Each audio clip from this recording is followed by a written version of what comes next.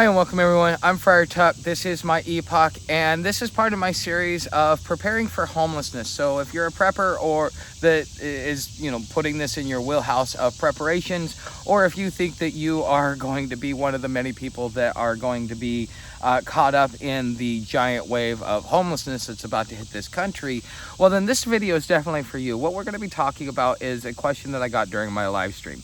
So when I first started out, I was 320 pounds when I first started preparing to be homeless and getting all of my ducks in the row. By the time I actually went out on the road, I ended up leaving at about 280. So I lost about 40 pounds, but most of that was on bike. Okay, but the question was, would I rather be fat or would I rather be skinny? And for a new person that's coming out, especially if you're trying to get acclimated and stuff like that, I would rather be fat, because here's the thing, your body is going to go through shock. It's got to go through some sort of adjustment period. It's going to take your body anywhere from 30 to 90 days to fully adjust to the homeless lifestyle. And so your body has gotten used to having certain things. And if you come out skinny, you're going to be fighting for food. You're going to be more in a starvation mode than somebody who comes out and has all of that weight to lose. Because the thing is, as you're running these calorie deficiencies, you are your body is eating up all of that fat, and that is what's keeping you going. So as you're looking for places to go find food, as you're looking for different resources, you may have to travel, and that extra weight is going to be what keeps you alive when you first start out traveling, because it takes a minute to acclimate. Even me, although I've traveled for many years and stuff like that, going from being housed and that whole ideology of being housed to going back to being homeless and having to travel, your body still has to acclimate to it, especially the longer you've been off the streets. So I was off the streets for about 7 to 9 years before I ended back out on the streets again like I have been. Okay, and I didn't think it would ever happen, but the thing is I'm glad that I was heavy when I first started, because as I was able to get out there, ride my bike, get places, get on the road, get myself situated, start figuring out how to be able to survive, I had that extra padding, no pun intended, that would allow me to be able to survive and not be in complete starvation mode. Okay, because when I was on trail, when I first started trail, I starved for the first, 6 weeks of it. And I lost another 20-30 pounds during that starving. On bike, I starved and I lost over 100 pounds on bike. And I've lost a lot less weight on hiking versus biking, because of the way in which biking takes takes all of your resources and stuff like that. But hiking still requires you to eat and have a heavy diet. The reason why I haven't lost so much weight hiking is because every 3 days when I go into a city, I pig out. All that food that I didn't have on trail, that while I'm trying to figure it out and figure out what works for me, how do I like, because who wants to eat rice every day? Who wants to eat the same thing every single day? You got to have some variety in your diet, okay? And so while you're trying to figure out what works, your pack's going to be a lot heavier too. And another thing that was asked in this question is like, does it make as you lighten up, does it make things better? And yes, it does. It does make things better. When you are when you are losing the weight, because the thing is, I started off walking maybe 2 miles an hour. Since I've lost so much weight, and not only that, I've learned what weight I want to carry in my pack and what weight I don't. Like this tripod is excessive weight, and it's a lot heavier than it could be, but it's an important part, and it's extra weight that I'm willing to carry. My Ember Light, it's not light. It actually weighs as much as my whole butane cook set. That includes the pots, pans, and everything else like that. But it's necessary because it's a quality, durable thing. And so therefore, because you're used to already carrying the weight, as you start adding weight there to your pack, as far as what it does to your lower body and the wear and tear on it, you're doing less wear and tear because you've lost weight, but you are going to put a lot more weight on your shoulders because now you're carrying that extra weight. Yeah, you may not be feeling it on your knees, hips, and feet, but your shoulders and your back are definitely going to feel it. So you really still need to be conscious about weight. But the thing is you will be miserable for the first couple of months. It's going to be miserable. Doesn't matter if it's hot, doesn't matter if it's cold. You're going to be absolutely miserable as you acclimate to all of this. And again, having that extra weight, having that extra padding is just, it's fluff for the road. No pun intended.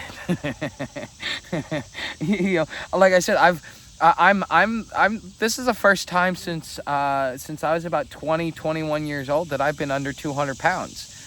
This is the best shape that I've been in my life. But if I hadn't have started off fat, I probably would be, I look like some of those African commercials where you see the kids like nothing but skin and bone, and the skin is just hanging off them because they have nothing on them. You know, and that's what I would have ended up like if I would have came out here skinny and in shape. You're going to get in shape doing this. If you want to know what exercises are going to work best for you if you're going to be on foot, okay, first of all, you got to get used to rolling hills, because if you do like what I do, which is a hybrid of road walk and trail, when the trail starts doing useless ups and downs, what I generally do is I go on a road walk. The roads are old military roads, and those have less steeper inclines. They were meant mostly for foot traffic back in the day, but they've been turned into roads in modern time. And you know, and that's also what gives you your fuel efficiency on your car as well, is because the roads were originally set up for humans to walk. Okay, so this is when you go off into the road walk, you're going to be doing rolling hills if you're not doing the useless ups and downs. And you know, those useless ups and downs will blow out your legs the first couple of times.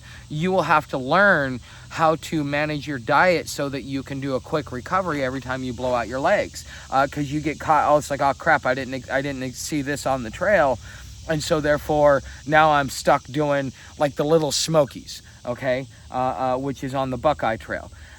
And you know, so if you're doing that hybrid, you're gonna want to get used to doing hills and being able to keep your distance on hills. The other thing you're gonna have to get used to is having about 40 to 50 pounds on your back, although it's more than what you need. The reason why I say 40 to 50 pounds is because when you first start off with your resupply, you're gonna be around, let's say, the 40-45 pound mark. By the time you get to the next city, you're going to be down to like the 35 to 30 pound mark, depending upon how much food and how much your food weighed, to be able to get to the next destination 3 to 5 days later. Okay, so when you know, you've got to be able to acclimate your body to that. Plus, when you're on trail, there's down trees. Sometimes the trees are so big you can't crawl over them, but you need to get used to like being able to crawl over a tree, maybe throw your backpack underneath and then crawl over the tree, either that or crawl under the tree and pull your backpack through. That's the exercise that you're going to be doing, is hills, long distance. And so instead of going out and running, go out and walk 5 to 10 miles a day and get your body used to it. And it will be a lot easier, but also, you know, have a richer diet, because if you get caught up in homelessness and with the great dispossession that's coming, with the global economic collapse that we're in the middle of, okay, that means not only is food going to be scarce, but you're going to have to travel. You're going to have to get on the road or go somewhere else to find new opportunities, okay? And it's something that you're definitely going to have to consider and think about when you're or when this whole thing happens, because and here's the other thing that I really want to end on, is that now that I have this routine, my body's used to being on the move. I've got my food situation down. I'm eating better than I've ever eaten, even housed up. I've got a rich diet that is doing me well, and I'm not only am I maintaining my weight, but here's the thing, because I've gotten my diet down, I've gotten used to being on less. Especially when I'm static, I eat a lot less. I don't eat 3 or 4 meals a day like I do when I'm walking. I may eat 1 or 2 meals a day, and my body's perfectly fine because I'm not burning the calories. When it's almost like your body goes into hibernation mode, but you need to be able to give your body a chance to be able to evolve into that, and that's going to take 3 to 6 weeks, or no, 6. We'll say 4 to 6 weeks, possibly longer for your body to adjust. It just depends upon how extreme the situation is for you. Okay, but you guys know how to help the channel. Become a subscriber, hit the like button, share this with all your friends if you think that this is valuable information. And I'm supported by crowdfunding, so that's memberships, Patreon, and YouTube, $3 to $5 a month. Every little bit helps, so if you would consider one of those. And thank you for watching, and I will see you in the next video.